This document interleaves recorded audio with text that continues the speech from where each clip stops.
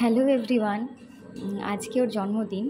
আর রাত্রেবেলায় আমি ওকে মানে গতকাল রাত্রেবেলায় ওকে আমি দেখি তো কালকে সারাদিন ও বাড়িতে ছিল, স্কুল ছুটি ছিল।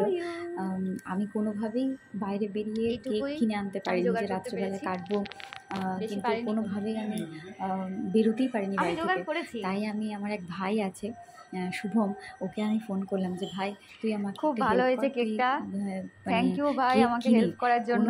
আমি তো বেরোতে পারিনি বাড়ি থেকে, থ্যাংক ইউ শুভম। তো ভাই কেমন আমাকে অবাক হেল্প হয়ে করেছে, গেছে। ও কেক কিনে বাড়িতে পৌঁছে দিল। আর তখন যখন বাড়িতে পৌঁছে দিল তখন আমরা ছিলাম না, দুজনে আমরা বাইরে চলে গেছিলাম। দোকান থেকে তো খুব ভালো একটা সুযোগ পেয়ে গেছিলাম। বাড়িতে আমার শ্বশুর শাশুড়িকে বলে দিয়েছিলাম যে এরকম কেকটা তুমি কালেক্ট করে নিও ওর কাছ থেকে।